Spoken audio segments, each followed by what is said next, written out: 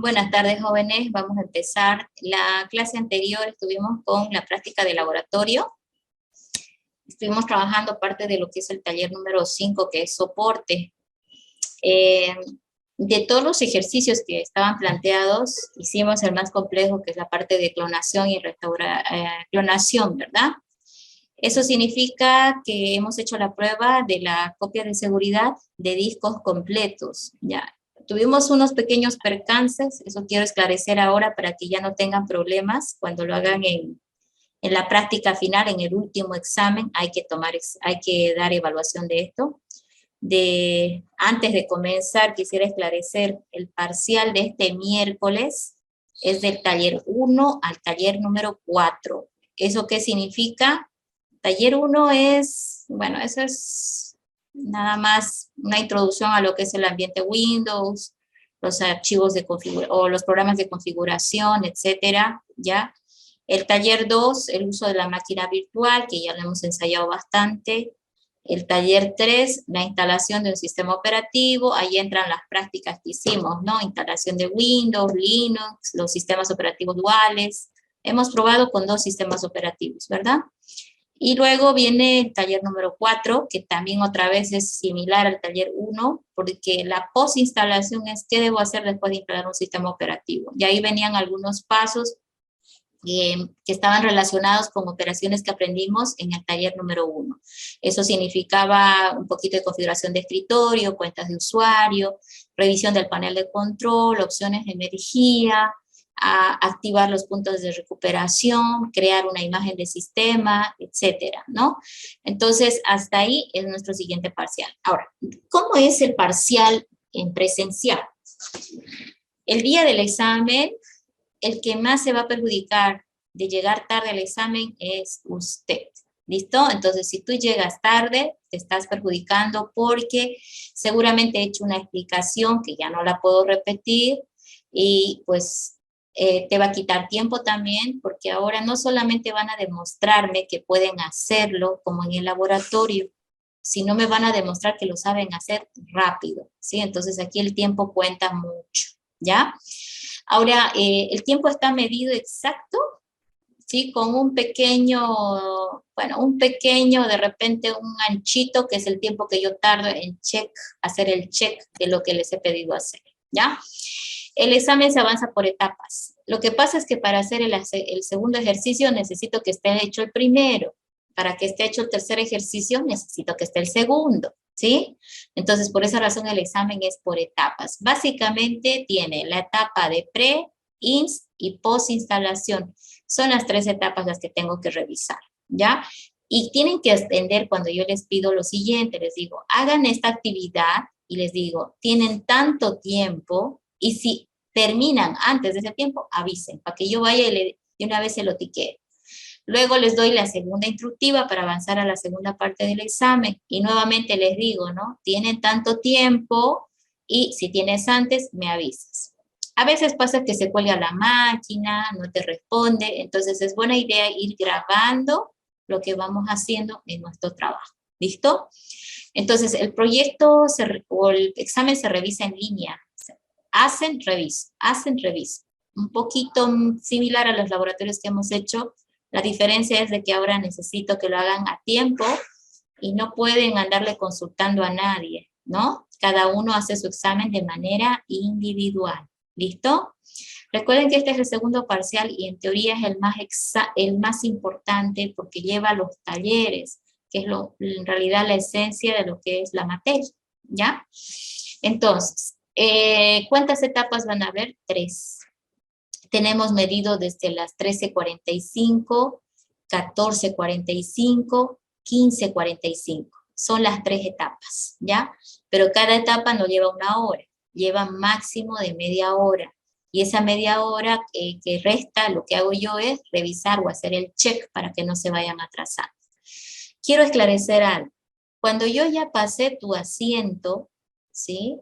Mínimamente tienen que esperar que yo revise el resto, porque yo no voy a ir viendo y volviendo de un asiento al otro. Yo voy en orden, ¿sí?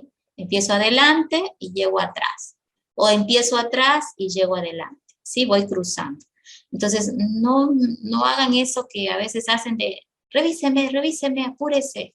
No puedo hacer eso, porque yo tengo que concentrarme para revisar lo que hizo tu compañero. Y si tú ya te atrasaste, tienes que esperar a la segunda vuelta, ¿ya? Entonces, si te atrasas, te doy la oportunidad que lo presentes, pero hay que esperar a que yo termine lo que estoy haciendo. ¿Listo? Todos esos detalles, por favor, tómenlo en cuenta. Pasa que el ambiente laboratorio del examen, perdón, se va a hacer pesado si ustedes me ponen en una situación donde yo tengo que recordarles las reglas, ¿ya? No pueden charlar, no pueden mensajearse, solo deben entrar y hacer lo que saben. Todo el material ya han visto que lo tienen en el laboratorio, ¿sí? No tienes que andarme preguntando dónde está el VMware, dónde abro, dónde elimino, dónde modifico. Ya no es laboratorio, ahora es examen. Tú tienes que saber dónde, ¿listo? Una vez que se termine el segundo parcial, el día lunes, vamos a continuar con el taller número 6, que sería ya el último, que ya viene lo que es algunas opciones de seguridad y recuperación, que ya van a quedar con el taller 5 para el siguiente examen. El siguiente examen, que se llama parcial 3, es un final. Ahí van todos los talleres, del 1 al 6, ¿ya? Por eso es que ya de una vez quiero tomarlo el 2, porque se nos estaba yendo la fecha y van a quedar pegados los dos, y eso no es bueno. Es mejor que no estén tan pegados para que ustedes vean las debilidades en este examen que van a dar, ¿ya? Bueno, hablemos de los problemas que tuvimos en el taller 5 ahora. La fecha del examen ya les he pasado al WhatsApp, por favor. Sí, es este miércoles. Encargo mucho la hora de llegada. No les voy a decir que no entren, pero el que más se va a perjudicar es usted. ¿Listo? Entonces, si pueden estar 15 minutos antes o calcular su tiempo para estar antes, es mucho mejor, porque vas a estar tranquilo, el tiempo te va a alcanzar, no vas a estar estresado. Yo creo que es lo más recomendable, ¿ya? Entonces, no se olviden de asistir al examen. ¿Qué tienen que traer? El material lo tienen todo el laboratorio, básicamente solamente papel, por favor, y lapicero o lápiz, ¿ya? No puede ser que no vengas sin nada en que apuntar. Tienes que traer, porque yo esa hoja me tengo que llevar porque ahí voy poniendo algunas notas que necesito.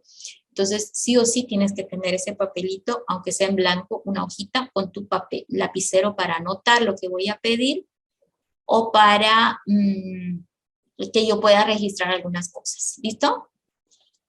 Vamos por la otra.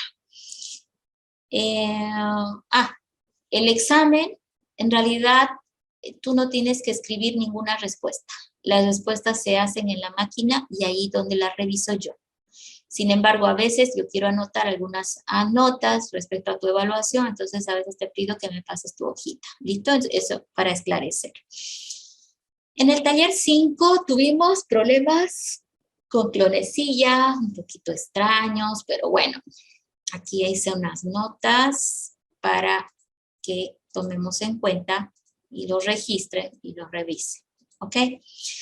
Bueno, pasa que lo más normal es hacer una imagen de lo que uno ha cloneado, ¿sí? Es decir, pasarlo a un disco donde hay una carpeta en la cual tú grabas la imagen, ¿sí? Eso es lo más normal. Lo que nosotros, el percance que tuvimos fue porque la imagen la queríamos grabar en un disco duro que estaba recién formateado, donde no había ninguna carpeta.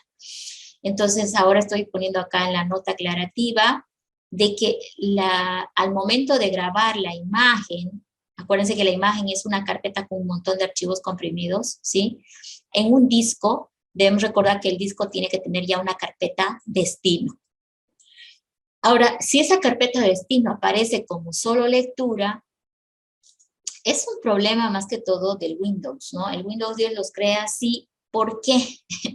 Resulta que una carpeta en el fondo es un fichero de solo lectura y de sistema, ¿ok? En el fondo es eso. Entonces, aquí estoy mostrando una solución alternativa para ese problema. Vamos a decir pasos. 1. Y creo que fue el error porque a algunos les funcionaba y a otros no les funcionaba, ¿sí? Entrar al Windows, ¿sí? Como administrador, como usuario, ¿sí? Como usuario administrador, crear la carpeta en disco y luego en propiedades, destiquear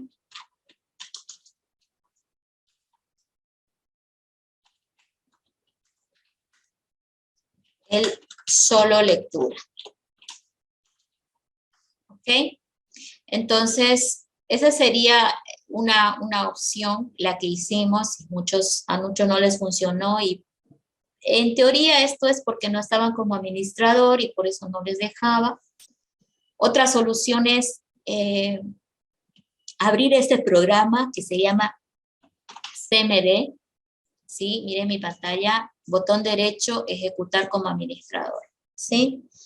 Y aquí en esta pantalla negra, darle este comando aquí, ejecutar este comando, escribir todo esto, ojo que acá está la carpeta, ¿sí? La carpeta a la cual quieres cambiarle los atributos, ¿ya? Por ejemplo, si yo quiero moverme a la unidad de disco D, le doy de 2 puntitos, le damos hundir, y yo quiero a esta carpeta que está aquí darle esos atributos, digo attrib, menos H es oculto, menos S es sistema, y luego le digo directamente la unidad de disco D, que es donde está, y ahí se llama la carpeta hard 143, ¿sí? Entonces, cuando él lo hace, no te dice nada. Entonces, teóricamente, si has ejecutado como administrador, él le va a quitar el atributo de oculto y de sistema, que era lo que estaba molestando. Otra alternativa es que busques, si buscas en Google Chrome, por ejemplo, error de carpeta en solo lectura Windows 10, error carpeta solo lectura Windows 10, te va a explicar cómo lo puedes hacer desde el mismo Windows. Pero principalmente creo que el problema era que no estaban ejecutando como administrador, ¿sí? Me voy por esa teoría, ¿ya? Aquí, por ejemplo, tengo esta carpeta, le doy propiedades, ¿sí? Y aquí nos aparecía compartir, seguridad, etcétera, ¿no? Una forma más, como pueden decir, más fuerte de ejecutar esta orden es irse a equipo y marcar a la unidad de disco. Por ejemplo, voy a marcar la unidad de datos, le voy a dar propiedades, o sea, a la unidad de disco, ¿sí? Y a la unidad de disco le digo seguridad, ¿no? Seguridad, opciones avanzadas. Y en opciones avanzadas, aquí por ejemplo dice, ¿no? Cambiar permisos. Entonces, fíjense que aquí dice los permisos del administrador, control total, etcétera, etcétera. Entonces, normalmente, aquí si uno le dice cambiar permisos, ¿ok? Tú puedes habilitar permisos que no están bloqueados. Por ejemplo, este usuario. ¿Quién es este usuario? Permitir a usuarios autentificados modificarles. Eso hace de que permitas modificar la información que está en la unidad F. Ahora, ¿qué tiene los usuarios? Por ejemplo, el usuario GFLAB, que es mi usuario local que ahorita yo tengo, tiene lectura y ejecución. Entonces, fíjate que esos son los permisos que tienen los usuarios que no son, en este caso, administradores del disco, ¿ya? Entonces, tú puedes aquí, por ejemplo, editar, a ver, le vamos a decir usuarios autentificados, editar, y yo le puedo aumentar más opciones. Ahí, por ejemplo, control total ya le haría que le dé todo, pero fíjate que solo tiene permisos especiales deshabilitados, ¿sí? Otra, a estos usuarios que no están autentificados, le da el permiso de lectura y ejecución. Entonces, aquí puedo editar y decir, también quiero darle permiso de modificar. Lo que pasa es que cuando nosotros creamos la carpeta, es probable de que no haya estado con el permiso de modificar, ¿no? O en este caso, para poder trabajar adentro. Entonces yo le doy ahí a aceptar y ahora ya tienen permiso de modificar. A tal nivel le puedes cambiar de que le puedes dar incluso control total, que sería un poquito irresponsable, pero pues yo creo que con modificar ya se les activaría, ¿ya? Eso es para el error que tenían de solo lectura algunos en disco. ¿Ya? Entonces, yo volví a intentar y bueno, como les digo, entrando como usuario administrador a Windows 10 y siendo usuario administrador, no me dio nunca el mismo problema. Entonces, otro detalle, ¿ya? Cuando yo fui explicando, les iba mostrando las pantallitas y les iba explicando, aquí denle clic, aquí no. Algunos estaban riendo, distraídos, entonces a la hora de la hora le daban siguiente, siguiente sin leer. Incluso les dije, espera, lee el mensaje, un ratito, déjame leer lo que dice. Yo misma no me lo sé de memoria, ¿sí? Yo leo el mensaje y con eso tomo la decisión de qué hay que hacer. Entonces también está faltando eso, leer los mensajes de advertencia para evitar este problema, ¿ya? Entonces, esa sería la recomendación, ya tener que habilitarlo ahí y con eso estaría solucionado el problema. Lo estoy haciendo desde la unidad de disco, ojo, ¿sí? Y bueno, luego habría que ensayar las carpetas, ¿no? Que estás creando. Ahora, fíjate que las carpetas por defecto siempre están tiqueados su solo lectura para archivos de carpeta. Quiere decir, solo lectura significa que no puedes editar la carpeta. La carpeta en el fondo es un archivo con información de los ficheros y carpetas que tiene adentro. Por lo tanto, no es correcto que lo editemos, ¿ya? Entonces, este tema te deja Windows hacer, fíjate que me deja aplicar, ahí le voy a dar aplicar cambios a la carpeta y todas las carpetas que tiene adentro. Y ahora voy a ir, botón derecho, propiedades. Fíjense que se vuelve a activar, ¿sí? Se vuelve a activar. Entonces, ¿de dónde viene todo este tema? Viene del hecho del concepto básico de la carpeta. La carpeta solamente es de lectura y no deberíamos poder editar porque su contenido se modifica en el momento que tú vienes y creas nuevas carpetas ahí dentro, ¿sí? En el momento que yo creo una nueva carpeta, un nuevo archivo, ahí se está modificando la carpeta. Por esa razón viene protegido de esa manera, ¿ya? Entonces, la recomendación en general es la siguiente. Cuando en Windows ustedes creen la nueva partición de disco y lo formateen, créenle una carpeta adentro de esa unidad de disco y luego reinicien el equipo entrando a, bueno, el usuario con el cual debes estar en Windows es administrador, eso sí o sí, verifica que tu usuario sea administrador, le particionas, formateas tu unidad de disco y creas una carpeta allí. Y luego arrancas Clonecilla para que él grabe allí la imagen que se necesitaba. ¿Listo? Al final de la clase les voy a pasar un enlace de un taller, de una demostración otra vez de Clonecilla con la imagen completa. ¿Ya? ¿Por qué digo completa? El laboratorio, lamentablemente, por los percances que hubo, solo alcanzó para hacer, ¿qué cosa? El ensayo de crear la imagen, ¿sí? Incluso yo la tenía por acá grabada, pero creo que lo borré porque estaba necesitando espacio, sí, lo borré. La imagen estaba grabada acá, yo lo borré, era una carpeta con un montón de archivos. Entonces, ¿cuál ha sido el siguiente paso que faltó en ese laboratorio? Bueno, ese ya lo tengo que mostrar nomás por vídeo, pero acá se los voy a mostrar y explicar. Bueno, si la imagen está con los pasos que está indicado aquí, pasos para clonar, ¿sí? Ahí están los pasos que se hacen disco, USB, aquí está paso a paso indicando qué es lo que se hace, ¿sí? Donde tuvimos problemas fue por acá, ¿verdad? Aquí, porque no nos salía primero el disco duro, ¿verdad? Donde queríamos grabar, ¿sí? No sale, ¿por qué? Porque puede ser que no esté formateado. Entonces, aquí, por ejemplo, ya está marcando una de las unidades de disco donde se quiere grabar la imagen, sería esa, porque la origen es la SDA en este ejemplo. Luego, dentro de esa unidad de disco, te sale el sistema de archivos y aquí se seleccionaba una carpeta en la cual queríamos grabar esa imagen, ¿sí? Y aquí estaba nada más en modo experto, ¿sí? Seleccionamos esta opción, ahí estaba el nombre de la imagen que iba a grabar, ojo, tiene normalmente la fecha y hora y punto IMG al final, ¿sí? Luego te estaba preguntando cuál era el origen del clonado, ¿no?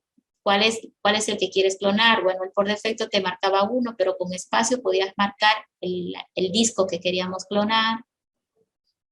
Y acá pues ninguna opción, ¿no? Solo el Q1, Q2, nos íbamos por Q2. Algunas versiones ya no preguntan esto de clonecilla, pero bueno, por defecto era Q2.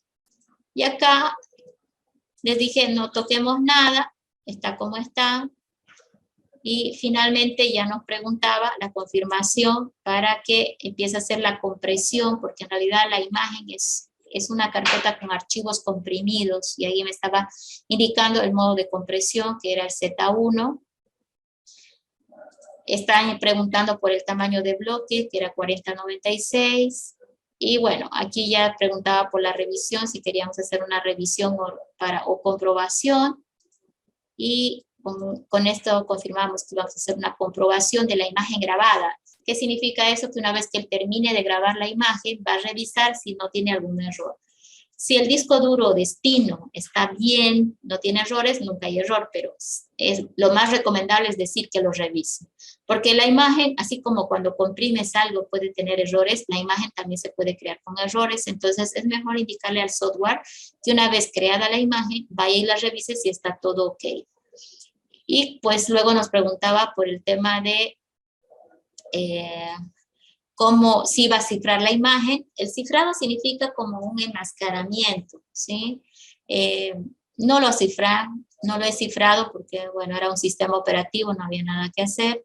Y la última, ¿no? Que cuando él termine, que apague el sistema para que no me quede esperando, ¿no? Y ya luego se veía que Clonecilla avanzaba con sus mensajes, nuevamente de yes o no, y esto pues tardaba su hora, ¿no? Más o menos, la clonación.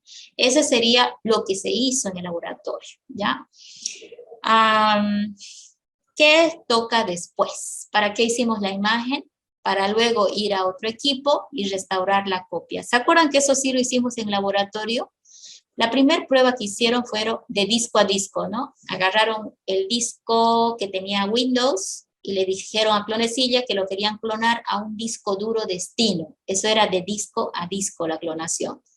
Y como resultado, el disco destino después lo subíamos y funcionaba perfecto, ¿verdad? Porque era imagen real del disco original, ¿sí? Ahora que está con una imagen grabada en alguna carpeta, es distinto, ¿sí? Al tenerlo en una imagen ya grabada, lo que ahora toca es restaurar esa imagen a un disco duro destino. Entonces, normalmente uno, ¿qué hace? La computadora original, ¿sí? La que tenía Clonecilla para poder clonar, ya no la vamos a usar. Se supone que la imagen está grabada en un disco externo, normalmente es un disco duro externo, ¿ok? Una vez que está la imagen en un disco externo, para eso se graba la imagen en realidad, agarras con el puerto USB y lo conectas al computador destino, en el cual que tú quieres hacer la clonación, ¿sí? Es un computador que, por ejemplo, puede ser que el disco esté fallando o que no tenga sistema operativo, etcétera. Entonces, la idea es agarrar el disco duro externo y llevarlo a un computador en el cual quieres hacer la clonación, ¿sí? Y una vez que lo tengas conectado a ese computador, también tener insertado en el puerto USB el USB de Clonecilla, ¿sí? Porque si tú quieres hacer en la vida real esto, tendrías que tener en el computador donde quieres recuperar el clon, ¿sí? Tendrías que tener en un flash USB grabado el Clonecilla como imagen, ¿ya? Lo que pasa es que esta parte ya no lo pudimos ver nosotros. Resulta lo siguiente, y es buena idea que de una vez lo esclarezcamos, ¿ya? ¿No es cierto que hemos utilizado imagen grabada en disco? Normalmente es un archivo ISO. Esto mismo se los he pasado yo a ustedes en el laboratorio. Les he copiado a sus computadores un archivo ISO que es Clonecilla. Pero ahora, si tú quisieras usar esto en una máquina real, ya no te sirve solo tener este archivo imagen, ¿sí? Porque tu máquina real necesita reiniciar levantando el Clonecilla para poder cargarlo y para poder propiciar la clonación o la restauración, porque el mismo software sirve para clonar y para recuperar la imagen clonada, ¿sí? Entonces, Ahorita tienen un archivo ISO y eso no es suficiente. Si quieres hacerlo en la vida real, necesitas, ¿no?, grabar en un USB el archivo ISO, pero no solamente grabar, llevar y copiar, sino grabar en USB booteable, ¿sí? Entonces, ¿cómo se logra esto? ¿Cómo convierto un USB en booteable? Existen una cantidad diversa de softwares, pero hay uno que se utiliza mucho que se llama software Rufus. Esto lo puedes descargar de internet, ¿ya? Si ustedes revisan la plataforma, el taller número 3, ¿sí? En el taller número 3, donde dice instalación de sistemas operativos, ahí les habla de cómo convertir un USB en booteable, ¿ok? Entonces, ¿qué haces al convertirlo en booteable el USB? Bueno, resulta que este software llamado Rufus, acá yo les voy a mostrar enseguidita. Esto lo tengo por acá. Rufus, ¿dónde estás? Aquí está. Lo tengo descargado de internet. Ahí lo voy a descomprimir. Y por acá se va a poner la aplicación. Rufus, acá está. ¿Sí? Entonces, miren, tienen este o este. Quiero agarrar este. Clic, clic. Me está preguntando si va a ejecutar. Yo le dije que sí. Y este es el Rufus. Entonces, lo único que quiero es convertir en ejecutable mi flash. Entonces yo voy a agarrar, voy a decir dispositivo. Bueno, necesito introducir un USB. Ahorita voy a conseguir uno que no me pese perder.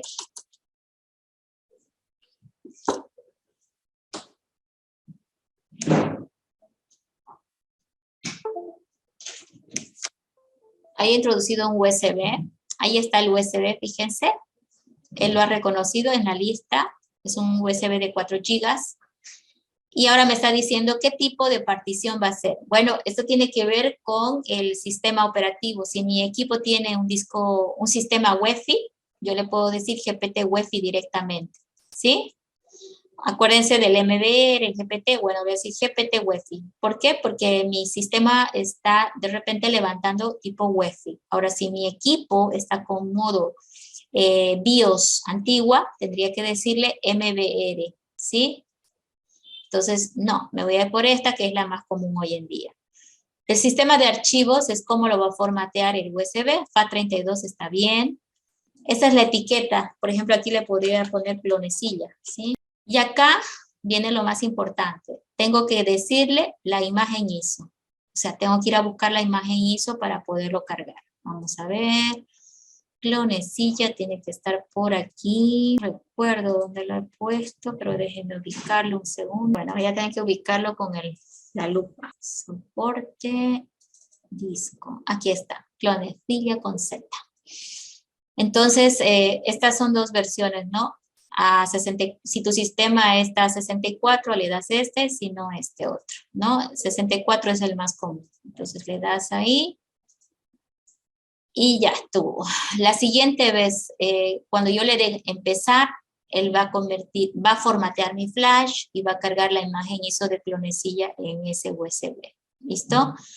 Entonces, eso lo hacemos para que si el equipo destino, yo necesito que clonecilla funcione para clonar o restaurar la imagen, bueno, a ese equipo destino le pongo el USB ya que tiene clonecilla cargado. Le digo al equipo que arranque como primer boot a el USB y en el siguiente reinicio va a cargar clonecilla, igual como se hizo en la máquina virtual, ¿sí? Cargado clonecilla, ahora tocará decirle a clonecilla que queremos restaurar esa imagen, ¿ok? Entonces, estamos hablando del otro paso. Una vez que está la imagen grabada en disco, en un externo o en un disco duro, como vieron que se podía, tenemos que proceder otra vez a trabajar con el mismo clonecilla. ¿Listo? Arranca clonecilla y bueno, él otra vez me pregunta sobre el idioma, le decimos español, nuevamente me habla del teclado, ¿sí? Le digo no tocar y aquí Arranca diciendo clonecilla, iniciar, ok, le damos iniciar para que nos muestre el asistente. Hasta ahorita está igual que el anterior laboratorio, ¿sí? Y ahora pregunta, device image, quiero hacer de disco a partición o desde imagen, ¿sí? Acuérdense que la clase anterior les enseñé, ¿no? Device significa de disco a disco. Y device image significa de disco a imagen o de imagen a disco, ¿sí? Nosotros ahorita tenemos la imagen de un sistema grabado en el USB. Entonces tengo que decirle de dispositivo a imagen, ¿cierto? ¿Por qué? Porque lo tengo en la forma de imagen. No es la situación de que lo tengo en otro disco. Ya, no es que lo tengo en otro disco, sino de device a imagen, porque lo tenemos como imagen grabada en USB en una carpeta cualquiera. Le doy la primera opción y ahora él me pregunta, ¿no? Si voy a utilizar un dispositivo local, disco duro o USB. ¿Dónde es que está la imagen? Va a tratar de ubicar. Le doy que está un dispositivo local y él lo que hace es barrer las unidades de disco o los dispositivos de disco, y aquí, por ejemplo, en el ejemplo, está detectando el SDA es un disco, SDB, 2 discos, el SDC, 3 discos. Entonces, aparentemente ha detectado un disco local, A y B, son 2 discos duros, y este otro era un disco externo, porque dice portable. Este era un disco externo de 1 terabyte, ¿sí? Aquí están las dimensiones. Control C, avanzaba a la siguiente. Y ahora, súper importante que en esta lista nos salga el origen y el destino, tiene que salir en esta lista, ¿sí? Tiene que salir el disco donde está grabada la imagen y tiene que salir también el disco donde yo voy a clonar, ¿sí? Entonces, miren acá dice de 465 NTF Samsung Inc.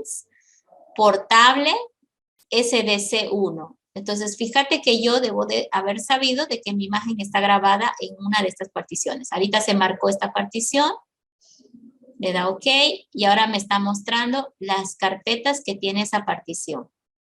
¿Sí? Esa partición, y acá claramente la imagen era una que terminaba con IMG, siempre, ¿no es cierto?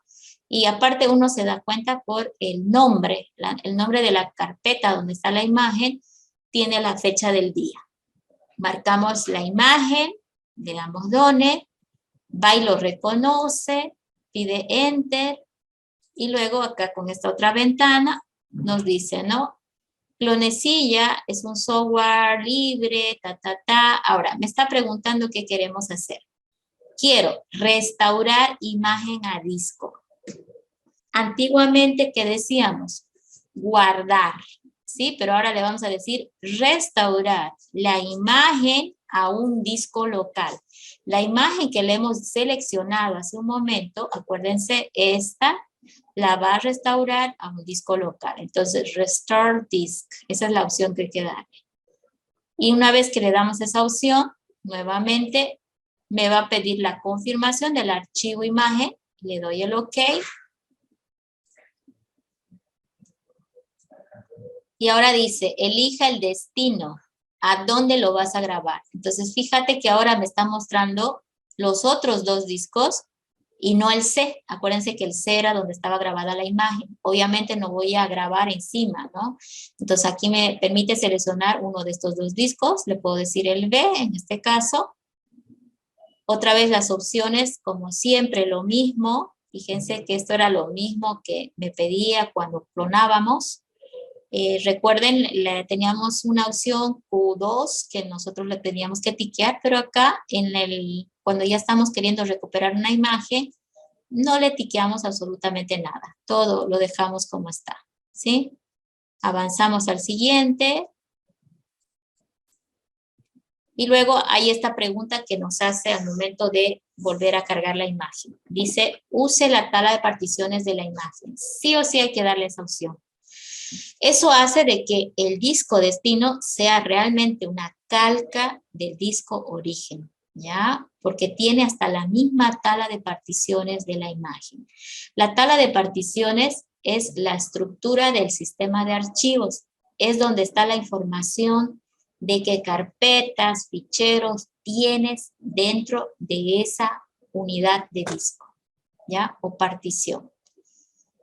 Bueno, luego ya nos pregunta algo más conocido, comprobar la imagen antes de restaurar. Fíjense que antes de querer calcar la imagen en disco, va a revisar si la imagen tiene errores, ¿no? Entonces, si le doy sí, va a tardar más, pero va a hacer la revisión.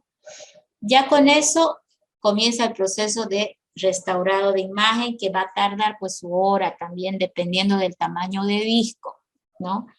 Entonces, ese sería el ensayo de la restauración. He tratado de que tengan el contexto de cómo se hace en la vida real, cómo clono y cómo restauro imagen en realidad. Ahora, para que ese contexto que yo expliqué quede más reforzado, les voy a pasar enseguida una práctica de clonación completa para que todos le den la mirada, cosa que en el siguiente laboratorio no estemos tambaleando como en el anterior, ¿cierto? En el anterior laboratorio todavía ha habido varios que se han quedado sin evaluación. Entonces, van a concentrarse en el examen de este miércoles, que contempla instalación, posinstalación y, ¿qué más? No. Windows, ambiente Windows, uso de la máquina virtual. Estos dos primeros talleres son como que de regalo, ¿no? Son algo que hemos hecho hartas veces. No creo que nadie sepa qué es una máquina virtual y no entiendan cómo crear máquinas o cómo trabajar con ellas, ¿no? Lo hemos hecho muchas veces. 3, instalación de sistemas. Este es realmente el nodo principal de la evaluación, ¿ya? Sí tienes que ver cómo es el proceso de instalación de Windows y Linux, mínimamente el que vimos en clase. Y claro, la cherry de eso es la instalación de sistemas duales, ¿no? Que te funcione, que haya 2 sistemas en tu computadora o 3, dependiendo de qué te pidan el día del examen. Ahora, como ves, en el examen tienes que demostrar que puedes instalar y luego puedes configurar. En el siguiente examen me van a demostrar que pueden hacer soporte del sistema operativo y para ello ya viene en el taller número 5, que es este que ahorita estamos trabajando, el taller número 6, que es ya el tema de restaurar el sistema en caso de fallas, que ya con eso concluiríamos. ¿Listo? Lo de hoy va a quedar más consensuado con el video que les voy a pasar. Ahora, si tienes computadora, ideal que lo hagas en tu computadora. Si no tienes computadora, tienes que mirar el video y hacer ahora los apuntes para lo que les pedí la clase anterior y no hicieron, ¿sí? Si ya tienen sus apuntes, solamente véanlo y traten de fijar alguna novedad para anotar en su apunte, ¿listo? Cosa de que en la última evaluación, de repente ya te vas a acordar mejor de cómo son los pasos, ¿ya? ¿Qué me voy ahora a hacer? Ok, ya les hablé del taller 5 para que quede mejor fijado. Les voy a pasar el video, así con ustedes pueden hacer su apunte para que no estén con las dudas la siguiente clase. Ahora, sobre el examen, creo que ya les esclarecí, tenemos que tomarlo este miércoles y el examen es bastante larguito. Reserven el hora del periodo de clases, de 13:45 a 16, ¿verdad? Este miércoles. No sé si alguien tiene alguna pregunta o aclaración que necesite.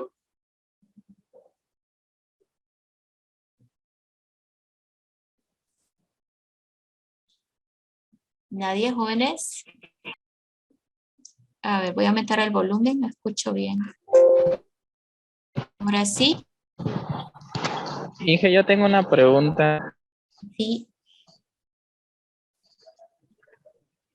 Sí, claro, dime. Condiciones de práctica no es y RedNav, ¿no? ¿A qué se refiere con eso, Inge? La red, cuando estás en la máquina virtual, a eso, ¿no? Sí. La configuración de red en el VMware o VirtualBox cualquiera soporta 2. Uno es la red NAT y otro es la red Bridge o puente.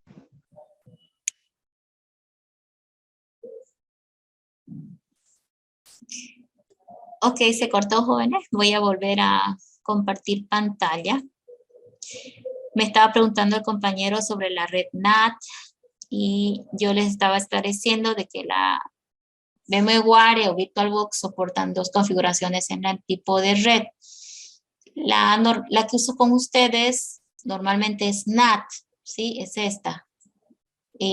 Por ahora van a conservar el uso de red NAT. NAT significa de que la máquina virtual, cuando trate de salir a la red, va a salir por la misma vía que sale tu máquina real. Si tu máquina real está conectada a internet por, no sé, un internet que le da un celular, por ejemplo, tu máquina virtual también va a salir a internet a través de la misma vía, ¿sí? Es como que la misma tarjeta de red sirve para los dos sistemas operativos. Y yo si lo miro desde arriba, es como si mirara la máquina virtual y la máquina real como una sola computadora. El otro modo, que es el bridget, ¿sí? Este otro, ese hace de que la máquina virtual se vea como una PC independiente de tu máquina virtual. Eso hace posible de que a la tarjeta de red le pongas una IP específica, de tal manera que cuando lo mires desde arriba en la red, vas a poder ver a tu máquina virtual como si fuera una computadora real sola y tu máquina real como si fuera otra computadora. Entonces van a aparecer como si fueran dos PCs en una red. Esa es la diferencia. ¿Por qué uso Bridget? Normalmente usamos Bridget cuando queremos asignarle una IP fija a nuestra máquina virtual para algún proceso. Lo que nosotros estamos trabajando nos es suficiente con NAT, ¿sí? No es necesario que cambien a Bridget, trabajan NAT directamente y listo, ¿ok? Listo, gracias, Inge, esa era mi pregunta. Y respecto también acá en disco, aquí pide 60 GB en formato NTFS. Ya, ok, vamos a hablar de disco. Primero aclaremos este otro lío que hubo de los discos. Cuando tú le dabas nuevo disco en la máquina virtual, estoy compartiendo pantalla completa, ¿verdad? No, Inge, no está compartiendo. Wow. Ahora. Sí, ahora sí, Inge. Bueno, cuando adicionamos un disco nuevo, él nos pregunta por 4, ¿no? Bueno, normalmente te pregunta por 4 en el momento que creas la máquina virtual. La recomendación general es de que le den SCSI o SATA, ¿sí? Yo creo que con SATA no vamos a tener problemas. ¿Cuál es el problema con esto? Son en realidad el tipo de entrada. Antiguamente los discos eran ID, tenían una entrada ID. ¿Qué es la entrada? ¿No es cierto que dentro de la caja case el disco duro está enganchado de la placa madre para poder interactuar con ella? ¿Y qué los engancha? Un cable, ¿sí? Un cable especial. Y antiguamente ese cable era ID, ¿ya? Actualmente los discos vienen SATA. Ha cambiado la conexión a través de un puerto SATA, dicen algunos, ¿no? Entonces el conector es SATA, entonces es diferente. Pero ¿cuál es la diferencia en la máquina virtual? Bueno, pasa que los sistemas operativos, para poder trabajar con estos discos, en el momento de instalar, tienen que reconocer al disco. Si el sistema operativo que quieres instalar tiene el driver o controlador para el disco que le has indicado, te va a instalar. Pero si el sistema operativo que quieres instalar en el momento del proceso de instalación no tiene el driver o controlador para el tipo de disco que tienes, no lo va a ver al disco y te va a decir que él no puede instalar. Ese es en realidad el problema en la vida real, ¿ya? Entonces, en un principio, por ejemplo, pasaba que el Windows, vamos a dar, el XP, que estaba ya antiguo, no reconocía el disco SCSI, ¿sí? El SCSI, que es otro tipo de entrada. El SCSI normalmente lo utilizan los servidores. Los servidores trabajan con ese tipo de entrada, por lo normal, ¿ya? Entonces, por ejemplo, Windows XP no reconocía el SCSI y cuando tú creas la máquina virtual y le dabas SCSI, de repente, porque por defecto él quería crearlo SCSI, y cuando tú entrabas a Windows XP y le decías instalar, Windows XP no podía verlo al disco. No lo veía porque no tenía un driver o controlador para reconocer los discos SCSI. Entonces, para evitar ese problema, manténganse en genérico tipo SATA, ¿sí? Tipo SATA porque todos los sistemas operativos traen driver para tipo SATA, ya es muy genérico hoy en día, y para evitarse cualquier otro problema de diferencia. Todo háganlo con SATA. ¿Listo? Entonces, aclaro por un lado eso, el tema de el tipo de disco que estamos seleccionando, ¿ya? Una vez que tenemos el tipo de disco, ya teníamos otro problema, que era la organización de disco. Esto es muy importante en la preinstalación de un sistema operativo porque contemplamos un disco como un elemento con muchos, ¿ok?, particiones que le podemos hacer con uno y otro motivo. La principal razón para particionar el disco es instalar un sistema operativo. Nuestra fórmula genérica, ¿cuál era? Número de particiones va a ser igual a número de sistemas operativos más 1. ¿No es cierto? Entonces, si yo en esta máquina voy a instalar 3 sistemas operativos, entonces yo necesito 4 particiones. Porque debo dejar una para el usuario. Ese es lo mínimo, ¿sí? Lo ideal, lo ideal. Ahora, si no puedes crear tantas particiones por el tema del tipo de disco, ¿por qué? Porque por el formato, ¿no? El formato que le das al tipo de disco, tendríamos que tomar la decisión de reducir a 3, ¿no? Acuérdense que los discos MBR soportan máximo 4 particiones y los discos GPT pueden soportar hasta 127 particiones hasta donde recuerdo. Sí, entonces son muchas. Ahora, acá, por ejemplo, ¿por qué necesitas una partición para cada sistema? Porque los sistemas operativos normalmente vienen y se quieren poner en particiones primarias, ¿no? La limitante del GPT, del MBR, ¿no? Disco tipo MBR, es que el límite de particiones primarias, ¿no? Mientras que en el disco GPT, el límite es 128 particiones en total, si no me equivoco, ¿ya? Pero me refiero a particiones primarias, ¿sí? Primarias. ¿Ok? Una partición primaria es cuando nace con ese tamaño y ya no se lo puede dividir más. Entonces, normalmente necesitas uno para cada sistema y otra para los datos de usuario. ¿Cuál es la idea? De que no importando con qué sistema suba el computador, va a haber la partición de datos sin ningún problema, ¿cierto?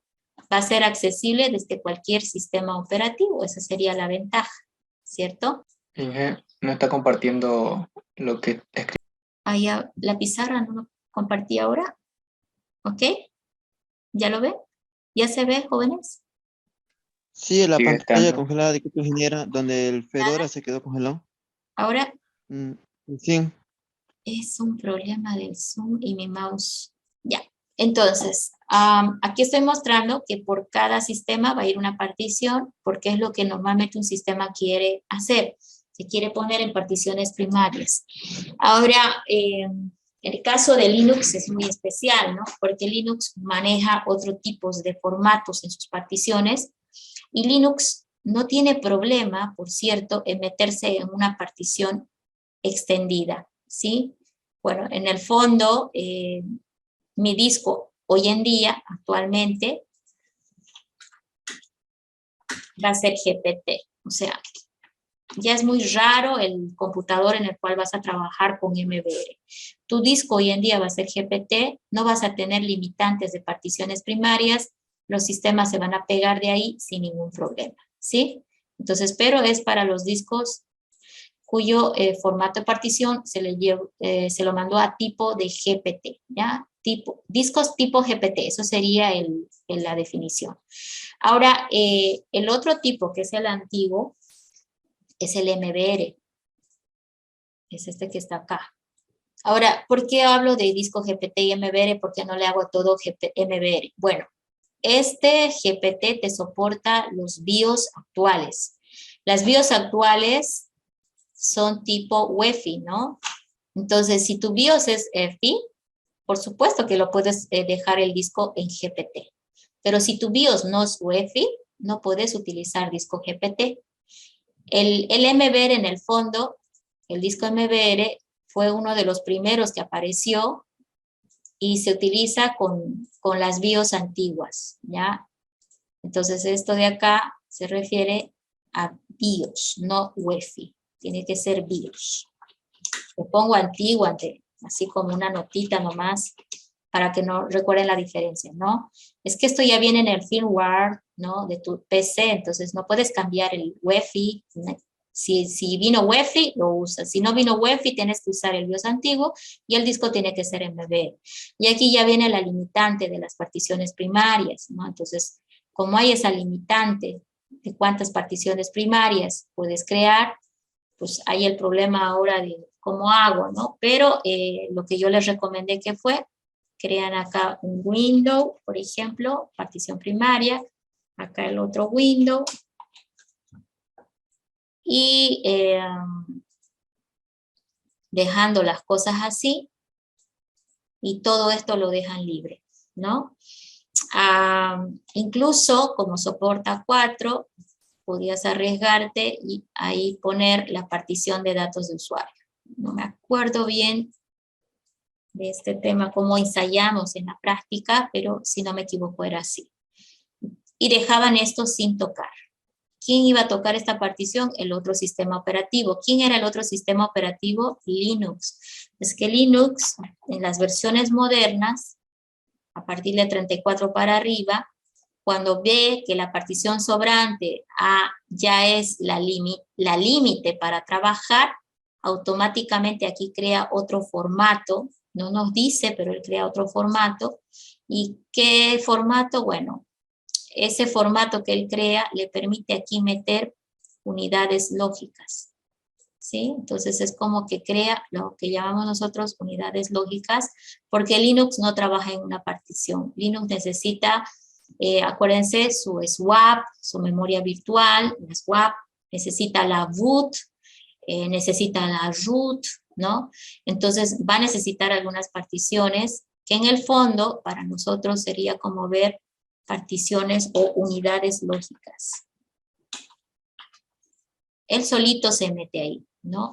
Sin embargo, en la clase que vimos, instalación de Linux, también les mostré cómo podían ustedes voluntariamente decirle a Linux que querían crear el otro formato. Sí, recuerdo bien el nombre del otro formato, pero está en el asistente, sí, en el asistente de instalación. De todas maneras, él ahora, como se da cuenta que ya no hay más, se mete automáticamente en ese formato y crea unidades lógicas porque ya rebasó el número límite, ¿no?, de las unidades primarias, ¿no? Para él pudiera ser una primaria la root, la boot también, ¿sí? La var también, pero pues como ya rebasó ese límite de 4, lo que hace es meter todo en unidades lógicas, ¿no? Entonces eso hace Linux, por ejemplo. Y bueno, esta situación la vas a tener en computadores antiguos, ¿no? Entonces, y esta otra en computadores nuevos. Entonces, básicamente es eso, ¿no? No sé si ahí va la pregunta que hacía el compañero. Ahí era la pregunta que hacía, no sé quién era. Sí, muchas gracias, Inge. De ahora está todo claro. Ya, ahora quiero aclarar este tema sobre Fedora.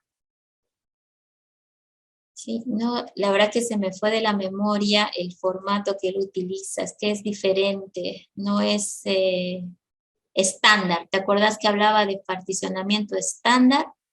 Bueno, el otro nombrecito que le ponía, ahorita se los pillo, para que lo anoten de una vez. El particionamiento estándar es el que se parece al que nosotros hacemos en Windows, ¿no? Que es lo que ahorita estoy hablando. Pero él, cuando no puede trabajar ahí, usa su propio tipo, ¿no? LVM, ¿sí? Ese es, ya lo recordé. Lo voy a anotar acá porque si no me lo van a volver a preguntar. Cuando estamos instalando Fedora, ok, particionar, tipo de particionamiento, aquí. ¿Dónde estamos? Sí, aquí lo vamos a aclarar. Nueva tabla de particiones. Ah, pero esto es para Linux Workstation, sí. Y aquí vamos a aclarar, ¿sí? Particionamiento.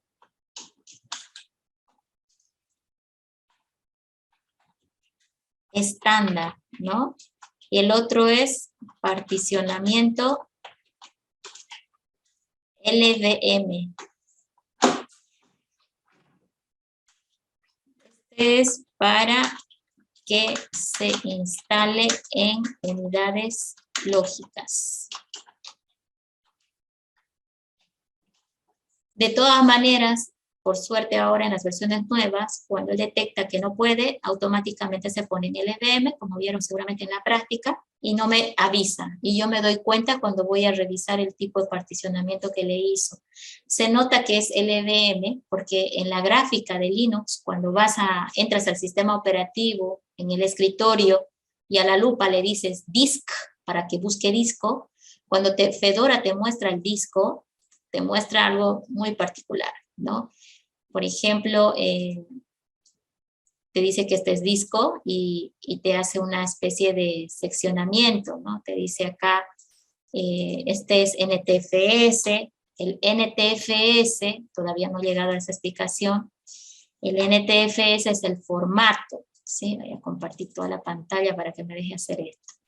Ok, si este es el disco, Linux agarra y te dice, bueno, te muestra las particiones que hay en disco y te dice los formatos. Por ejemplo, los de Windows te los etiqueta con NTFS, ¿no? Las particiones de Windows. Porque cuando quiero organizar un disco hay dos pasos que hacer. Bueno, en el fondo tres, ¿no? Primero es el estilo, ¿sí? Si va a ser GPT o MBR. Por defecto el disco tiene estilo MBR, entonces no hago nada. Pero si va a tener estilo GPT, recuerden que tengo que con el instalador entrar al CMD para decirle que lo convierta en GPT. Entonces, primero es el estilo. Dos, el particionamiento, dividir y organizar en partes el disco. Entonces, cuando decides cuántas unidades, particiones lógicas, o perdón, primarias primero, y luego si vas a necesitar particiones lógicas. Entonces, primero vamos por lo que hace Linux, ¿no? NTFS, y acá, por ejemplo, te dice, bueno, aquí te lo muestra así, pero ahora si quiere mostrarte lo de Linux, lo de Fedora, por ejemplo, que era un estilo MBR, LVM, él te muestra así. Agarra y te dice ahí y ahí. Y aquí te dice LVM y no sé qué más. Pero aquí le pone var, por ejemplo, y a otra root, por decirte, ¿sí? Entonces, te está indicando que todo este pedazo, en el fondo, tiene unidades lógicas, que son estas dos. Todo esto está en estilo LVM y tiene estas unidades lógicas. Eso te está diciendo Linux. Eso se puede ver cuando uno entra al mismo sistema operativo de Linux y en la lupa le das disk, de disco, y él te busca el utilitario de disco para mostrarte información del disco y te lo grafica algo como esto, ¿no? Entonces tú ya ahí dices, ah, bueno, estos son unidades lógicas y porque él le puso el estilo LVM acá. Ahora, vamos a lo otro. ¿De dónde viene el NTFS? ¿No? Bueno, hemos dicho que hay tres cosas que hay que hacer con disco. Uno es definir el estilo, GPT o MBR. Dos, particionar. Ahora, al momento de particionar también el disco, como el disco es uno solo, va al primer tipo de particionamiento. Windows, por defecto, con su administrador de disco, te crea puras particiones primarias, por cierto, ¿ya? Entonces, una partición primaria es una partición que no se puede volver a dividir, ¿ok? Partición primaria.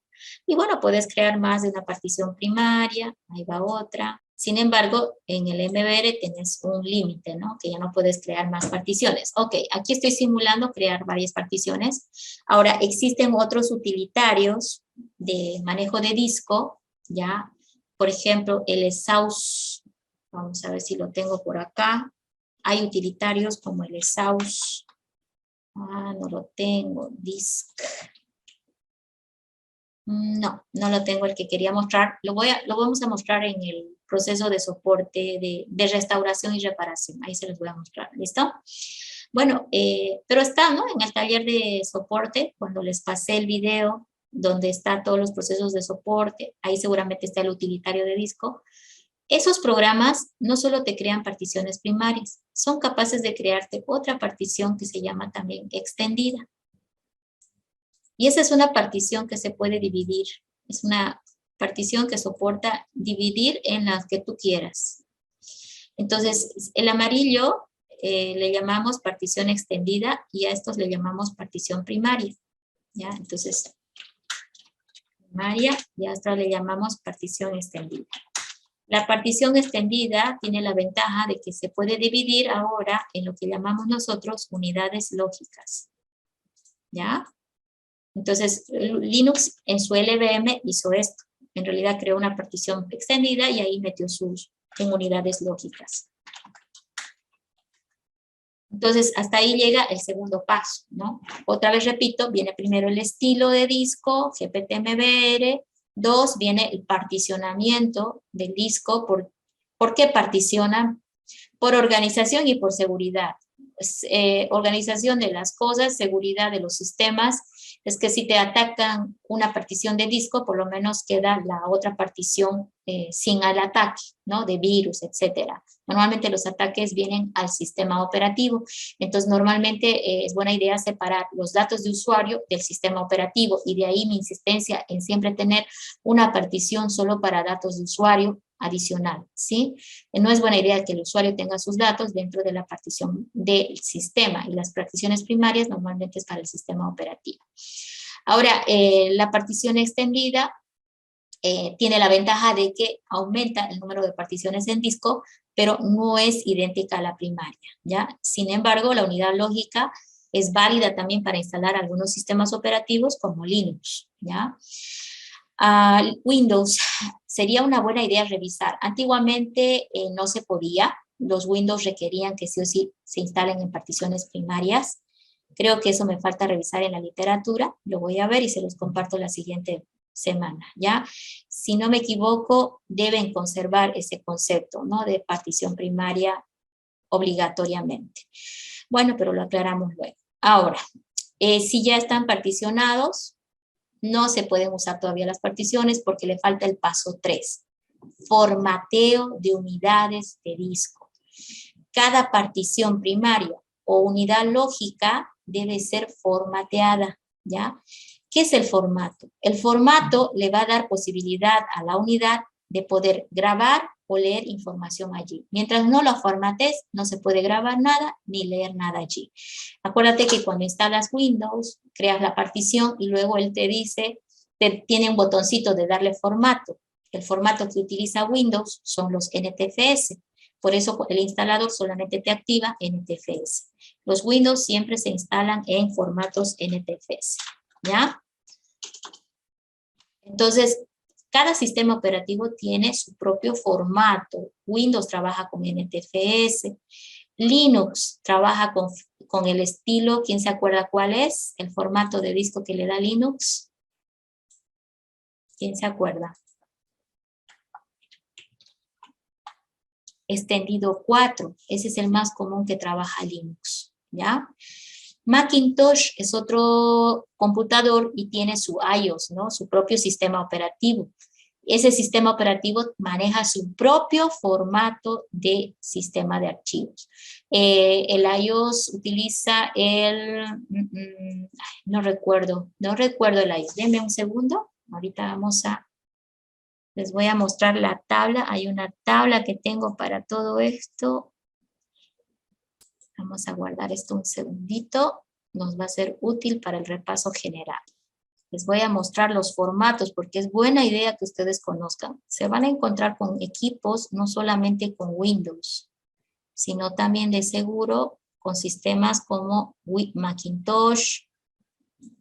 Y les cuento que no es el único, ya hay más. Vamos ahí. Y esto lo debemos tener por acá. Un minutingo. Ok, comparto pantalla. Bien, esto también está en plataforma.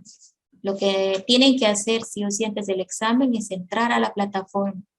No están los mismos videos de nuestras clases, pero está un apoyo completo de todo lo que se hace durante nuestras clases.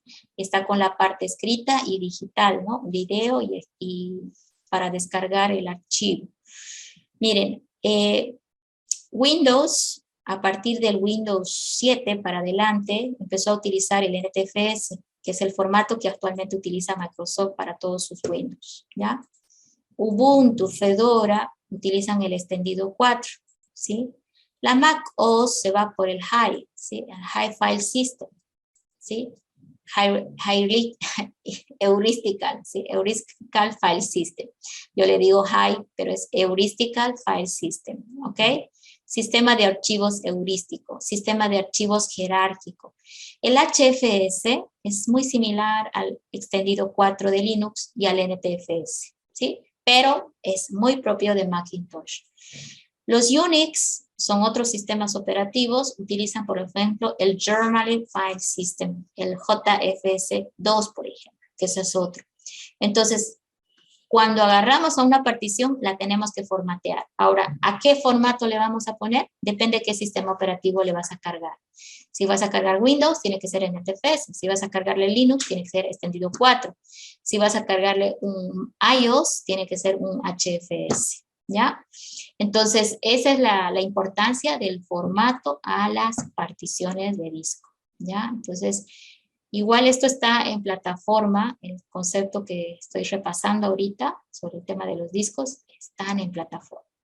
Creo que con eso ya está más claro lo que nuestro compañero preguntó hace un momento sobre el tema del disco, el tema del particionado, el tema del formato y el por qué lo formateamos, ¿no? Es por el tema del sistema operativo que va a venir a cargarse en esa unidad. Ahora, miren, si tú tienes, por ejemplo, una partición de disco a NTFS o FAT32, cualquiera de estas, Linux como sistema operativo puede ver esas particiones, por si acaso, ¿ya? Windows no la ve. Recuerden que la partición de Linux la esconde, ¿no? ¿Se acuerdan? Cuando entrábamos a mirar en Windows, la partición de Linux estaba escondida porque no tenía letra de unidad del disco. Entonces ahí sabíamos que estaba, pero no estaba visible. Entonces, Linux, tú metes un flash, el flash está formateado a FAT32 normalmente. Entonces, Linux te puede ver y modificar los ficheros que están en tu USB. ¿Listo? También te puede ver y modificar archivos que están en una partición formateada en NTFS. No se hace problema, ¿ya? Macintosh también te puede ver las particiones de Windows, por si acaso, ¿sí? El flash también te lo lee, no se hace problema, ¿ya? Pero de todas maneras, la regla es la siguiente. Particiono la unidad dependiendo del sistema operativo que voy a cargar en la máquina. Si voy a cargar un Windows, todo va a ser en NTFS, ¿verdad? Si voy a cargar un Linux, igual formateo NTFS todo lo que voy a trabajar con Windows. Y entrando a Linux, le digo que formate a su sistema extendido 4, que es el más común, aunque maneja otros más. Recuerden que en el último instalador de Linux que vimos, el Fedora 35, nos mostró algunos formatos adicionales, ¿no? Pero me quedé con el extendido 4, que era el común que se utiliza. Ok, con eso sería esa aclaración. ¿Alguien más quiere que le aclaremos algo? Nuestro examen es el miércoles. ¿Qué más? El chat de repente se están animando. Ya está toda la pantalla solucionada. Sí, pueden ver pantalla. Bien. Entonces, jóvenes, ¿qué hay que hacer? Ahorita, en el tiempo que queda, por favor, concentrarse en apuntar lo de la Inge, clonación. una pregunta, Inge. Sí. Es- El momento de las particiones, al momento de instalar el sistema operativo, Linux ¿cómo es? o Windows. Las Para particiones, ambos, para ambos. ¿en qué momento particionamos? Particionamos en el momento de la instalación. El instalador, el asistente de instalación, tiene su herramienta de particionamiento, pero lo hacíamos con un objetivo, ¿no? Miren, yo puedo agarrar un disco y lo puedo formatear con una aplicación, formato primario, lógico, extendido, lo que sea. Pero yo les dije a ustedes, normalmente tenemos el disco en blanco y no vamos a estar sacando de una computadora y llevarlo a otra computadora para formatear. Entonces, ¿cuál es la realidad?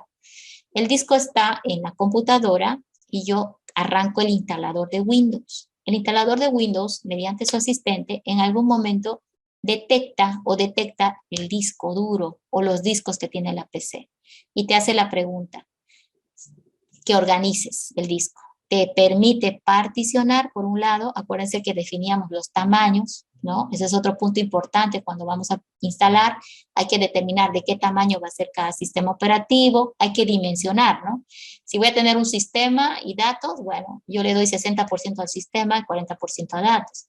Pero si voy a tener 2 Windows, defino un tamaño equitativo para los Windows y un tamaño para los datos de usuario.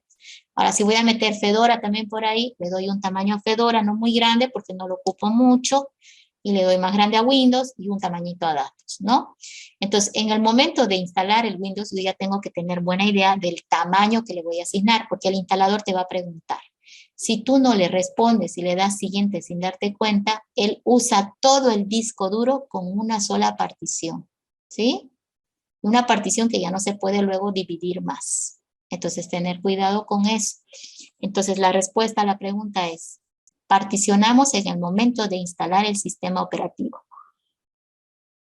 Y solamente la partición que necesita. Ojo, instalé el primer Windows, particioné solamente la partición de ese Windows.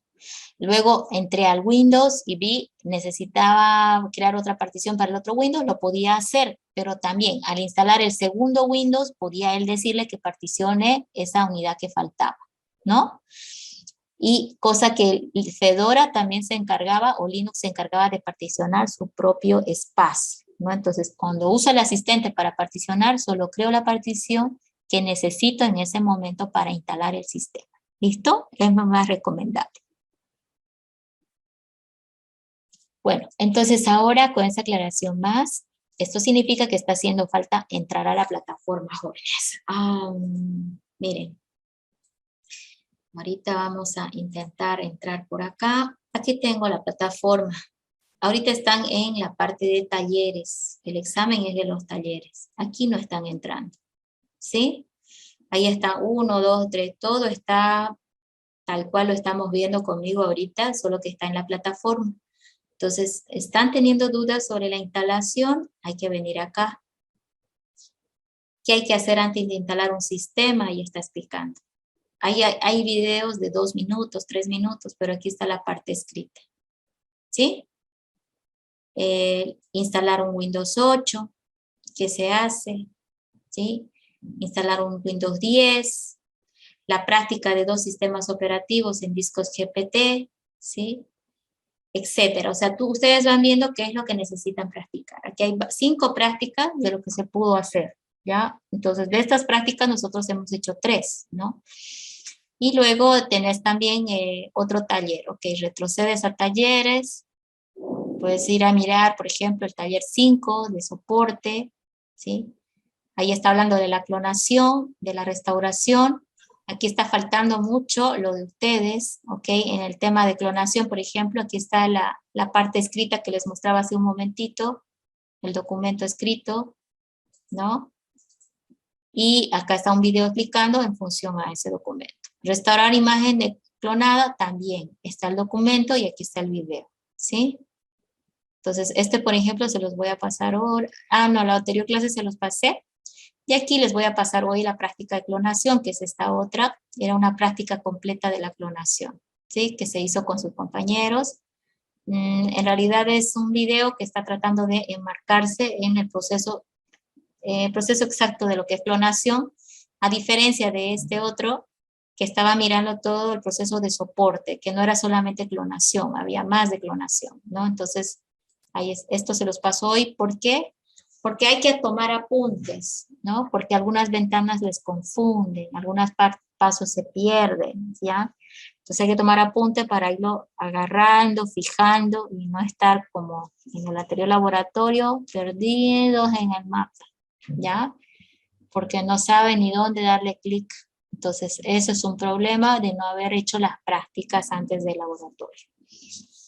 Ok, entonces el día miércoles esto no entra, pero les voy a pasar ahorita para que hagan su resumen para que en la siguiente semana lo podamos trabajar, ¿ya? Entonces, como les comento, nos falta solamente 2 talleres.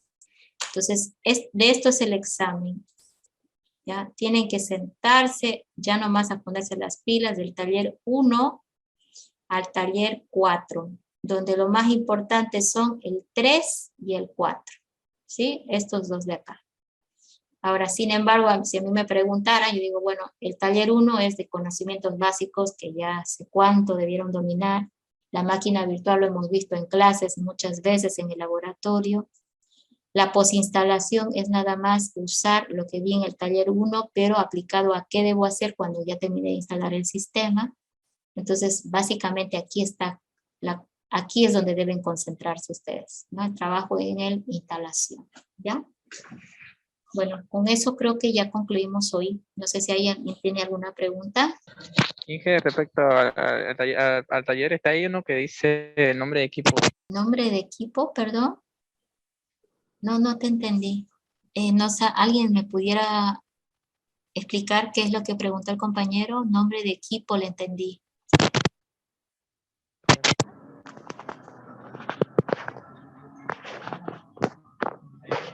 Inge, ahora se me escucha, le pregunto. Sí, otra vez, dime. Lo que le preguntaba era que en el proyecto hay una parte que dice nombre de equipo y que le pongamos el código de grupo. Ese código de grupo se le asignó a cada grupo que había. Sí, eso es del proyecto ya, ¿no? Sí, del proyecto le hablo. Ok, sí, correcto. Cuando me han mandado su lista de usuarios, yo les mandé un nombre de grupo con número. A eso se refiere, correcto. ¿No? Ah, ya, está bien, listo. Muchas gracias. Ya, entonces, jóvenes, nos vemos la siguiente clase, no, el miércoles. Nos vemos el miércoles en el laboratorio, ¿ya? Pasen buenas tardes, hasta luego, jóvenes. Lo